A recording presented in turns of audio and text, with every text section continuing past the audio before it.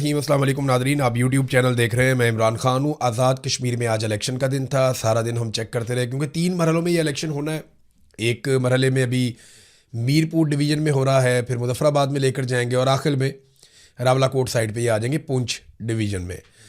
तो मीरपुर से इसका आगाज़ किया गया। नवाज शरीफ ने बड़ा ज़ोर लगाया, बिलावल ने बड़ा ज़ोर लगाया और दावे किए जा रहे थे कि बहुत बड़ी तादाद में लोग निकलेंगे, लाइनें लग जाएंगी, लोग लाइनों में लग के वोट डालेंगे। बल्कि ये अहकामात भी एस्टेब्लिशमेंट की जानिब से दिए गए थे कि आपने मनाजिर फिल्माने हैं। अगर आपके पास 100, 50, 200 वोटर हैं तो आप उसको लेकर जाएं, बजाय इसके कि वो वोट डाले उसको आप खड़ा करें लाइन के अंदर, लंबी कतारें आप शो करें, मीडिया के ऊपर विजुअल्स बनाएं ताकि वो फिर हम चलाएं पीटीवी के ऊपर और बाकी जो मीडिया उसको दें कि आप ये मनाजिर चलाएं। ARY हो गया, वो भी काफ़ी आजकल मदद कर रहा है बी टीम के तौर पर, और बहुत सारा मीडिया है जिसे ये हुक्म था कि आपने ये विजुअल चलाने जो आपको दिए जाएंगे। लेकिन वो विजुअल भी बने। ये इतने नालायक हैं, इतने नकम्मे हैं कि ये अपने मुलाजमों की कितारें भी नहीं दिखा सके। आज़ाद कश्मीर के लोग वोट के अंदर अगर कोई आया भी इन्हें तो ऐसा लगा कि जैसे वो अपनी तौहीन समझ रहे हैं कि जनाब हम तो वीडियो अपनी बनाना ही नहीं चाहते, हम चाहते ही नहीं है कि जनाब कोई हमें देखे।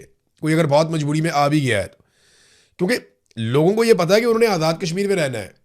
वहाँ बच्चे शहीद हो रहे हैं, नौजवान शहीद हो रहे हैं, सिक्योरिटी फोर्सेज गोलियाँ मार रही हैं, लोगों के घरों के अंदर दाखिल होकर तोड़ फोड़ कर देते हैं, सड़कें उनकी बंद की हुई हैं, खाना उनका बंद किया हुआ है, गंदम की ट्रक वापस भेज दिए हैं। तो फिर आप जब इतना तंग करेंगे एक इलाके के लोगों को तो रद्द अमल तो उनका आएगा, और वो रद्द अमल हमने देखा। अब माजी की निस्बत जो टर्न आउट है या लोगों की वोट डालने की ख्वाहिश है वो ना होने के बराबर थी। यानी बहुत ही कम लोग निकले वोट डालने के लिए। आज़ाद कश्मीर के इलेक्शन में एस्टेब्लिशमेंट ने जो ड्रामा करने की कोशिश की वो ड्रामा मुकम्मल तौर पे फ्लॉप हो गया। अब तक तो यही दिखाई दे रहा है। अवामी सतह पर इलेक्शन का मुकम्मल ही बाइकआउट था। बेशुमार मेरे पास पोलिंग स्टेशन की वीडियोज़ हैं। वो आज़ाद कश्मीर के लोग वहाँ पे खड़े होकर वीडियोज़ बनाते थे और बताते थे देखो कोई भी नहीं आया, ये देखें हम खड़े हैं, ये इतने घंटे हो गए कोई भी नहीं आया, ये देखें इतने घंटे और गुजर गए कोई भी नहीं आया। तो अलग अलग पोलिंग स्टेशन से लोग बनाकर भेज रहे थे। बाहर जो कैंप लगे हुए थे पीपल्स पार्टी और PMLN के, हु का आलम था खाली। लोगों को इतनी दिलचस्पी नहीं थी कि वो कैंप लगा के वहाँ पे बैठ जाए। अच्छा, इसके बरक्स जो आज़ाद कश्मीर के शहरी हैं, ख़वातीन हैं या लोग हैं, उन लोगों ने छोटी छोटी रैलियाँ निकाली इलेक्शन के ख़िलाफ़, और वो इस इलेक्शन को एक ढोंग करार दे रहे थे। तो इस वक्त जो आज़ाद कश्मीर के अंदर इंतखाबात हुए वो पाकिस्तान की मिलिट्री एस्टेब्लिशमेंट ने ज़बरदस्ती मुसल्लत किए अपनी बी टीम पॉलिटिकल पार्टीज़ के साथ मिलकर, जिन्हें आज़ाद कश्मीर के अवाम ने मुकम्मल तौर पर मुस्तरद कर दिया। ये है टोटल मिला के खबर। अगर आप ये कहें कि बहुत ज़्यादा वोट पड़े, 10% भी नहीं पड़े, लेकिन ये वोट निकलेंगे ज़्यादा। जब ये गिनती करेंगे तो इनके अंदर वोट शामिल कर देंगे। अभी देखें ना, कल ही पकड़े गए हैं बैग्स, वोटों वाले बैग्स तो पकड़े गए हैं ना। वो बैग्स तो तैयार करके रखे हुए हैं हर हल्के के अंदर। किसी हल्के में 10 बैग्स तैयार हैं, किसी में 20 बैग्स तैयार हैं। तो वोटों वाले बैग्स तो इन्होंने पहले से तैयार किए हुए हैं। इलेक्शन कमीशन जो है वो मुकम्मल तौर पे जानिबदार है और वो खेल रहा है पाकिस्तान की मिलिट्री एस्टेब्लिशमेंट की जानिब से। यानी ऐसा लगता है कि सेक्टर कमांडर ऑफिस से इलेक्शन कमीशन को कंट्रोल किया जा रहा है, जैसा कि हमेशा किया जाता है। पाकिस्तान के इंतखाबात में भी यही हुआ था। वहाँ पाकिस्तान तहरीक इंसाफ इंतखाबात में हिस्सा ले रही थी, उसने सारी सीटें जीत ली। इलेक्शन कमीशन ने आसिम मुनीर साहब के कहने पर जाली फॉर्म 47 जारी करके सारी सीटें PMLN को और पीपल्स पार्टी को बांट दी। इसके बावजूद PTI सबसे बड़ी जमात बनी। इसके बावजूद, हालांकि उनकी आधी से ज़्यादा नशिस्तें छीन ली गई। तो ये 2 नंबरी पाकिस्तान की तारीख में पहली मरतबा नहीं हुई, लेकिन इतने बड़े पैमाने पर इससे पहले भी नहीं हुई। लेकिन जो रिकॉर्ड आसिम मुनीर साहब ने बना दिया ना, वो मादी में कभी नहीं बने। अभी हमने गिलगित बल्तिस्तान का इलेक्शन भी देखा, हमने बहुत सारे ज़िमनी इंतखाबात भी देखे।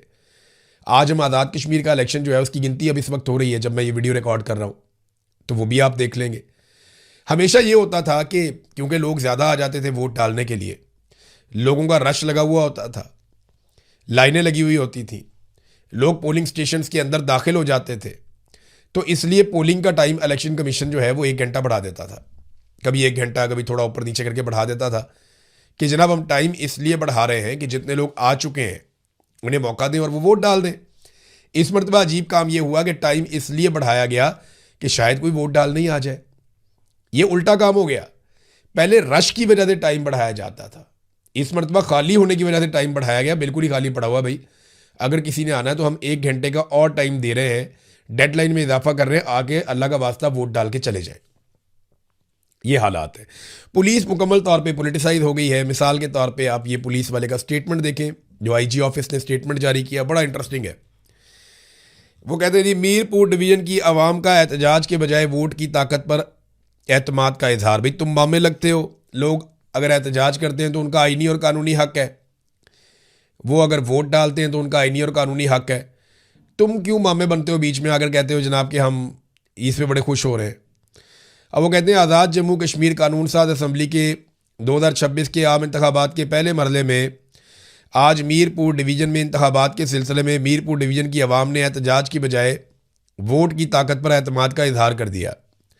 आवाम ने इंतशार और एहतजाज का रास्ता इख्तियार करने के बजाय अपने आइनी, कानूनी और जमहूरी हक़ रायदही के इस्तेमाल को तरजीह देते हुए वोट के ज़रिए फ़ैसला करने का इंतखाब किया। ये पुलिस है जो ये कह रही है। आप अंदाज़ा करें, पुलिस बी टीम बनी हुई है मिलिट्री एस्टेब्लिशमेंट की, और मिलिट्री एस्टेब्लिशमेंट पाकिस्तान की वो है जिनका सियासत करने का 70 साल से ज़्यादा का तजुर्बा है। पाकिस्तान की सबसे पुरानी और बड़ी पॉलिटिकल पार्टी इस वक्त पाकिस्तान की मिलिट्री एस्टेब्लिशमेंट है। जर्नैल हैं जो सबसे बड़ी पॉलिटिकल पार्टी चलाते हैं। वो खुद इलेक्शन नहीं लड़ते, लेकिन वो अपने अपने लोगों को इलेक्शन लड़वा के उनके ज़रिए से इक़्तिदार पे कब्जा करते हैं। ये वही बात है ना, देखें। और उनकी बी टीम के तौर पे हमेशा उनके गंदे कपड़े पुलिस धोती है। तो ये जो आईजी है लियाकत, ये तो बिल्कुल ही ज़मीन पे ही लेटा हुआ है, ना कोई गैरत है ना कोई शर्म है। वो बंदे को थोड़ा सा होता है कि यार मैं थोड़ा सा तो हौसला मैं दिखा दूँ। मैं इस आदमी को जानता हूँ, इतना बुरा आदमी नहीं था मैं जब पुराना जानता था, लेकिन कुछ क्लिप वगैरह मैंने इसके देखे, वो तो ज़हनी मरीज़ वाली बातें कर रहा है कि इतना बंदा मार दो तो उतना बंदा मार दो। लेकिन मैं इतना बदगुमान तो मैं इसके बारे में कभी नहीं था। जो हरकतें इसने करके दिखा दी। अब ये पुलिस का काम है करने का। तर्जुमान इंस्पेक्टर जनरल पुलिस वो ये बात कर रहा है कि अवाम ने अवामी एक्शन कमेटी की गुज़िश्ता 3 कॉल्स के बाद आज 27 जुलाई की लॉन्ग मार्च की कॉल भी मुस्तरद कर दी। यार पुलिस का क्या काम है? जॉइंट अवामी एक्शन कमेटी एक्स करे, वाई करे, जेड करे, अवाम जो मर्जी करे, तुम्हारा काम सिर्फ ड्यूटी करना है, नौकरी करना है। तुम पॉलिटिकल स्टेटमेंट क्यों जारी कर रहे हो? पुलिस जब पॉलिटिकल स्टेटमेंट जारी कर रही हो और एस्टेब्लिशमेंट उससे करवा रही हो तो इसका मतलब है खाना ही खराब हो गया। इनसे कुछ भी कंट्रोल नहीं हुआ, इनका बेड़ा गर्क हो गया। इलेक्शन कमीशन बी टीम ऐसे बना हुआ है, बल्कि वो तो ए टीम बना हुआ है। अभी रिजल्ट भी जारी करेगा थोड़ी देर में। पीएमएलएन और पीपल्स पार्टी के लोग जीतेंगे कुछ देर में इलेक्शन, फिर आप देखेंगे, आपको बड़ा मज़ा आएगा। सारा दिन आपको सड़कों पे इतने लोग नज़र नहीं आएंगे जितने बक्सों में से अभी वोट निकलेंगे, क्योंकि बैग्स भरे हुए तो हमने एक दिन पहले ही देख लिए ना कि बैग्स भरे हुए और वो रखे हुए हैं। तो जो बसें भेजी थी मरीम नवाज़ ने, वो इलेक्शन कमीशन के रूल्स की खिलाफ वर्जी थी। वो आज़ाद कश्मीर में दाखिल भी होगी, वहाँ पहुँच भी गई। उस पर इलेक्शन कमिश्नर ने पता क्या किया, वहाँ चीफ इलेक्शन कमिश्नर की जारी स्टेटमेंट जारी किया गया कि जनाब हम तस्दीक करते हैं कि बसें पहुँच गई हैं, लेकिन इन बसों का इस्तेमाल इलेक्शन के बाद होगा, क्योंकि इलेक्शन से पहले अगर इनका इस्तेमाल होगा तो ये तो फिर वो गलत हो जाएगा ना, इलेक्शन पे असरअंदाज होने की कोशिश हो जाएगी। आप अंदाज़ा करें कितने बड़े फ्रॉड हैं ये। भाई ज़ाब्ता अखलाक की धज्जियाँ उड़ा दी उन्होंने। तुम उन्हें पकड़ो, उनके खिलाफ कानूनी कार्रवाई करो, उनका दाखिला बंद करो आज़ाद कश्मीर में, कि अब जब तक इंतखाबात चलेंगे ये बाप बेटी का हम दाखिला नहीं होने देंगे आज़ाद कश्मीर में। ये करने की बजाय उनकी बसें रख लेंगी, जनाब हम इलेक्शन के फ़ौरन बाद दे देंगे। अंदाज़ा कीजिए। और ये बसें नहीं चल रही आज़ाद कश्मीर में, ये आप मेरे से पूछ लें। मैं इन बसों का पीछा करूंगा और आपको बताऊंगा फ्यूचर में कि इन बसों का क्या बना और ये बसें कहाँ गई और इनकी हालत क्या है, ये मैं आपको बाद में बता दूंगा। अब नाज़रीन, पाकिस्तान तहरीक इंसाफ ने जो फैसला किया था बाइकआउट का, बहुत सारे लोग इस पर तनकीद भी कर रहे थे, वो फैसला दुरुस्त साबित हो गया तहरीक इंसाफ का। और उनका फैसला साबित किया वक्त ने कि लोगों ने दिलचस्पी नहीं ली इंतखाबात में। अगर तहरीक इंसाफ भी इंतखाबात लड़ती तो कुछ थोड़ा बहुत और लोग निकल आते, लेकिन ओवरऑल ये इंतखाबात जो हैं वो इनकी कोई हैसियत या कोई साख नहीं है। आलमी सतह पर भी नहीं होगी, आज़ाद कश्मीर में भी नहीं होगी, और ये इलेक्शन दोबारा करवाने ही पड़ेंगे। एक वक्त आएगा कि आपको दोबारा आज़ाद कश्मीर में इलेक्शन करवाने पड़ेंगे, क्योंकि ये हुकूमत कभी भी अवामी हुकूमत तस्लीम नहीं की जाएगी। जैसे पाकिस्तान में आपने मुसल्लत की हुई है, वैसे ही अगर आप मुसल्लत करके इसको घसीटते रहें और चलाते रहें तो आपकी मर्ज़ी है। जो हालत आपने पाकिस्तान की है उससे बदतर हालत आप आज़ाद कश्मीर की कर देंगे, लेकिन वहाँ के लोग फ़िलहाल डट कर खड़े हैं। आज जो लॉन्ग मार्च है, कल लॉन्ग मार्च निकला, वो वहाँ मीरपुर से ऊपर चले गए पुंछ की तरफ, और आज मुजफ्फराबाद की तरफ जा रहे हैं लॉन्ग मार्च के काफ़िले। लोग मुजफ्फराबाद की तरफ बढ़ रहे हैं, देखते हैं कि उनको कैसे रोका जाता है, वहाँ जाके वो किस किस्म की हिकमत अमली अपनाते हैं और कहाँ जाकर बैठते हैं और मुजफ्फराबाद के लोग किस तरीके से रिस्पॉन्ड करते हैं। ये सारी चीज़ें हमें आने वाले चंद घंटों में पता चलेंगी। लेकिन पाकिस्तान तहरीक इंसाफ ने एक स्टेटमेंट जारी किया। उन्होंने कहा जी, आज़ाद जम्मू कश्मीर में आज होने वाले इंतखाबात इस हकीकत को बेनकाब कर रहे हैं कि अवाम का इस इंतखाबी अमल पर एतमाद तकरीबन ख़त्म हो चुका है। पोलिंग स्टेशन पर वोटर की तादाद ना होने के बराबर है, जबकि दूसरी जानिब अवाम की एक बड़ी तादाद अपने हुकूक और मुतालबात के लिए सड़कों पर मौजूद है। ये मंजर इस बात की वाज़ेह सबूत है कि हुक्मरान जमातें अवाम का एतमाद खो चुकी हैं। अच्छा, फिर उन्होंने कहा अफसोस की बात है कि आज वही जमातें इंतखाबी मैदान में मौजूद हैं जिन्हें अवाम पहले ही मुस्तरद कर चुके हैं। मुस्लिम लीग नून और पीपल्स पार्टी इक़्तिदार की बंदर बांट में मसरूफ़ हैं, जबकि कश्मीरी अवाम अपने बुनियादी हकूक़, मसाइल और हकीकी नुमाइंदगी के लिए आवाज़ बुलंद कर रहे हैं। बहरहाल आज़ाद कश्मीर के अवाम ने मुकम्मल तौर पर इन इंतखाबात को मुस्तरद कर दिया है और अब इनकी कोई कानूनी, आइनी या इखलाकी हैसियत या साख वो बाकी नहीं रही। अब आ जाए नाज़रीन एक और ख़बर की तरफ। ये भी खबर बड़ी इंपॉर्टेंट है। इसमें अक़वाम मुत्तहिदा की जानिब से इमरान खान साहब को लेकर एक मुतालबा किया गया है। ये एलिस जे एडवर्ड, ये अक़वाम मुत्तहिदा की स्पेशल रिपोर्टर हैं टॉर्चर के हवाले से, उन्होंने एक स्टेटमेंट जारी किया। इन्होंने लिखा जी कि former prime minister Imran Khan now held in near total solitary for 33 months in a small windowless cell under 24/7 CCTV। Imran Khan sahab को जो है वो कैद तन्हाई में रखा हुआ है, 33 महीनों से ज़्यादा हो गया है और एक बहुत छोटे से बगैर खिड़की वाले सेल के अंदर उनको बंद किया गया है। वो 24 घंटे उनको वहाँ रखा जाता है, 7 दिनों तक, और CCTV उनके ऊपर जो है वो निगरानी करती है। ये CCTV कैमराज वगैरह जो लगे होते हैं। Often more than 2 weeks continuously. ऐसा भी हुआ कई दफ़ा कि 2-2 हफ्ते तक उनको लगातार विदाउट एक्सरसाइज और मीनिंगफुल ह्यूमन कॉन्टैक्ट, 2-2 हफ्ते तक उन्हें किसी इंसान से बिल्कुल ही उनका कॉन्टैक्ट नहीं हुआ और उन्हें एक्सरसाइज करने की भी इजाज़त नहीं दी गई। This far exceeds the Mandela rules. ये जनाब खिलाफ वर्जी है मंडेला रूल्स की। नेल्सन मंडेला के हवाले से उनके नाम को इस्तेमाल करते हुए रूल्स बनाए गए थे और ये तय किया गया था कि कैदियों को क्या सहूलतें दी जाएंगी और किस हालात में कैदियों को रखा जाएगा और कौन कौन सी चीज़ें तशद्दुद के ज़ुमरे में आती हैं। I call on Pakistan to restore human conditions. मैं पाकिस्तान से ये मुतालबा करती हूँ कि वो फौरी तौर पे जो इमरान खान साहब के इंसानी हकूक़ हैं या जो कैदियों के हकूक़ हैं उन्हें वो बहाल करें। ये अब मुतालबा अक़वाम मुत्तहिदा की जानिब से आया, लेकिन पाकिस्तान की सरकार को परवाह कोई नहीं है। वजह यह है कि परवाह क्यों करे, डोनाल्ड ट्रंप का जो जूता है उसका साया सर के ऊपर है और डोनाल्ड ट्रंप का जूता पॉलिश करके जिंदाबाद काम चल रहा है और मौजें लगी हुई हैं, क्योंकि ट्रंप का जूता अभी तक सर पे है, शफकत भरा जूता है उसका। अगर ट्रंप अपना जूता उठा ले सर के ऊपर से तो फिर इनको धूप लगेगी, फिर इनको मुसीबत पड़ेगी, फिर इनको अक़वाम मुत्तहिदा के स्टेटमेंट से भी फ़र्क पड़ेगा, यूरोपीय यूनियन के स्टेटमेंट से भी फ़र्क पड़ेगा, एमनेस्टी इंटरनेशनल के स्टेटमेंट से भी फ़र्क पड़ेगा। लेकिन जब तक डोनाल्ड ट्रंप ने अपना शफकत भरा जूता और उसका साया इनके सर पे रखा हुआ है तब तक इन्हें परवाह करने की ज़रूरत नहीं है। देखिए ना, मैंने थोड़े दिन पहले खबरदार किया था और मैंने बताया था कि जेल के अंदर एक औरत है जिसका नाम है नादिया ख्वाजा। ये जेल के अंदर बहुत ही इलीगल एक्टिविटीज़ करती है और ये जेल में बहुत ताकतवर औरत बनी हुई है और ये दावा किया गया, जो मेरे सोर्स ने मुझे बताया, कि ये ऊपर से लेकर नीचे तक सबको खिलाती पिलाती है और इस तरह की औरतों को इस्तेमाल किया जाता है जेल में पॉलिटिकल ख़वातीन को दबाने के लिए, पॉलिटिकल ख़वातीन को निशान इबरत बनाने के लिए, और जो पॉलिटिकल ख़वातीन जिन्हें आसिम मुनीर साहब के गुस्से ने जेल में बंद किया हुआ है उन ख़वातीन की ज़िंदगी अजीरन करने के लिए। मैंने ये सारी चीज़ें बताई थी और मैंने तब ये कहा था कि IG को इसके ऊपर नोटिस लेना चाहिए, होम सेक्रेटरी को इसके ऊपर नोटिस लेना चाहिए और जो मुतल्लिका अफसरान हैं वो इस सारी चीज़ को चेक करें। ये बहुत बड़ी ज़्यादती है कि पॉलिटिकल कैदियों को, जिनके सिर्फ पॉलिटिकल व्यूज़ की वजह से वो जेलों में हैं, आप उन्हें जराइम पेशा अफराद के उनके सामने आप फेंक दें और जराइम पेशा अफराद जो चाहे उनके साथ सलूक करते फिरें या उनके साथ बदसलूकी करें। अभी ये इंसिडेंट हो गया बहुत अफसोसनाक। इसको पाकिस्तान तहरीक इंसाफ के जनरल सेक्रेटरी सलमान अकरम राजा साहब ने और बहुत सारे और लोगों ने इसको रिपोर्ट किया है। पता ये चला कि जो नादिया ख्वाजा नामी औरत है, मैंने पहले खबरदार किया था और वही हरकत हुई है। ये औरत 10 ख़वातीन के साथ बैरक में दाखिल हुई। अब बताएं ये कैसे आ सकती है 10 ख़वातीन को लेकर? जेल के अंदर ऐसे तो नहीं होता कि आप दंदनाते फिरें, आपका दिल कर रहा है आप इधर चले जाएं, इस बैरक में चले जाएं, उधर चले जाएं, ऐसे नहीं होता। अब ये 10 खवातीन को लेकर बैरक में दाखिल हुई तो आलिया हमजा साहिबा वॉशरूम से आ रही थी तो उन्हें गले से पकड़ लिया और तशद्दुद शुरू कर दिया। अब ये एक जानलेवा हमला है, आप किसी खातून का गला दबाएं तो उसकी मौत हो सकती है। तो फिर वहाँ पे जो बाकी पाकिस्तान तहरीक इंसाफ की खवातीन हैं, जिनमें सनम जावेद, फलक जावेद, दीगर खवातीन, उन्होंने भाग कर आलिया हमजा को छुड़वाया और उनकी जान बचाई। और इसमें इन खवातीन को, इन औरतों के नाखून भी लगे और ये मामूली ज़ख्मी भी हुई। अब मामला ये है कि रात को खवातीन सो रही हों और ये गैंग इसी तरह आके उनके ऊपर अटैक करके उनको जान से मार दे, तो इसका जवाब कौन देगा?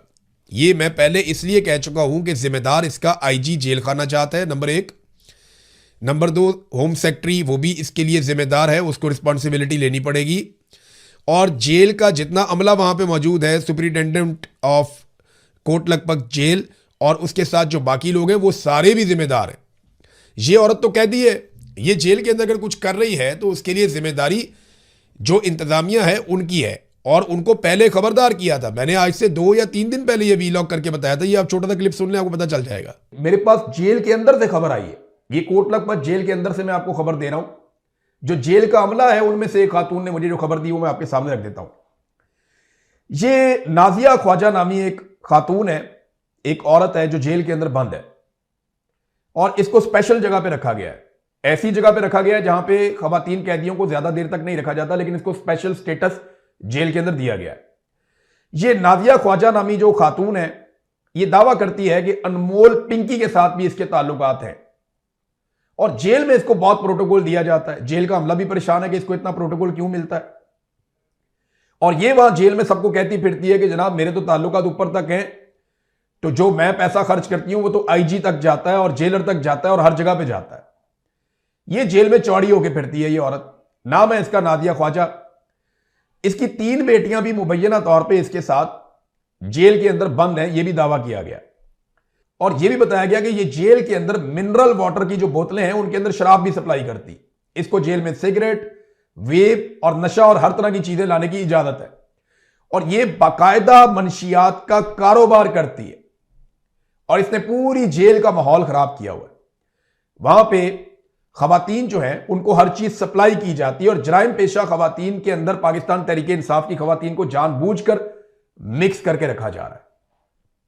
मैंने उनसे पूछा जी आपके जेल का कोई तरीकाकार नहीं है, कोई ऐसा मैनुअल नहीं है कि ये सियासी कैदी हैं इनको अलग रखें, ये आदि मुजरिम कैदी हैं इनको अलग रखें, ये मनशियात वाले हैं इनको इधर रखें? उन्होंने कहा जी सारा कुछ ही होता है, लेकिन इस वक्त पाकिस्तान तहरीक इंसाफ की खवातीन को तंग करने के लिए जानबूझ के उन्हें ऐसी औरतों में बंद किया जाता है जो हार्ड कोर क्रिमिनल्स हैं। वो आपस में भी लड़ती झगड़ती रहती हैं और इनको भी इरिटेट करती रहती हैं और वो नशा करती हैं, जिसकी वजह से ये घरेलू खवातीन है, उनका सिर्फ एक जुर्म है ना कि उनका एक मौक़िफ़ है, वो पॉलिटिकल खवातीन है, मुजरिम तो नहीं है ना, कोई जराइम पेशा तो नहीं है, तो उनको बंद किया जाता है उनके साथ और ये बड़ी ज्यादती है। तो मुझे वो जो सोर्स है उन्होंने कहा कि जी आप ये खबर जरूर दें, हमें उम्मीद है कि आप ये खबर देंगे तो इसकी इंक्वायरी होगी कि ये खातून और इनकी जो बेटियां हैं, इन्होंने ये जो ड्रग का सिलसिला शुरू किया हुआ है जेल के अंदर और जिस आराम से वो एक सेल के अंदर रह रही हैं, जिस तरह वो अपना टाइम गुजार रही हैं, ये बहुत बड़ी ज्यादती है और सियासी कैदियों को इनके जरिए से परेशान किया जाता है, ऐसी औरतों के जरिए से। बहरहाल ये मैंने मामला आपके सामने रख दिया, अब देखते हैं कि इसके ऊपर क्या इंक्वायरी होती है। तो देखिए मैंने पहले बताया था लेकिन कुछ भी नहीं हुआ, तो अभी भी वक्त है इसकी इंक्वायरी करें और इस मामले को संजीदगी से देखें। ये नाज़रीन एक और रिपोर्ट आई है मेरे पास, ये रिपोर्ट है Pakistan institute of development economics की। ये रिपोर्ट कहती क्या है कि पाकिस्तान में शरह गुर्बत 40% से ज़ायद, दही इलाकों में यानी जो गांव वाले इलाके हैं वहाँ पे 50% से ज़ायद बढ़ गई है गुर्बत। बलूचिस्तान में सबसे ज़्यादा गुर्बत है 70%।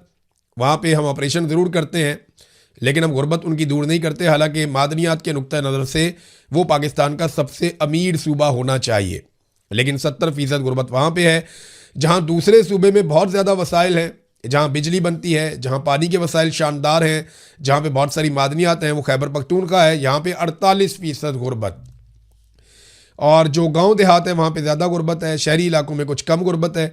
तो ये डाटा सरकारी है, मेरा नहीं है। तो गुर्बत में पाकिस्तान में लगातार इजाफा हो रहा है, लेकिन अगर आप इनकी गाड़ियाँ और जहाज़ देखें तो आप हैरान हो जाएंगे।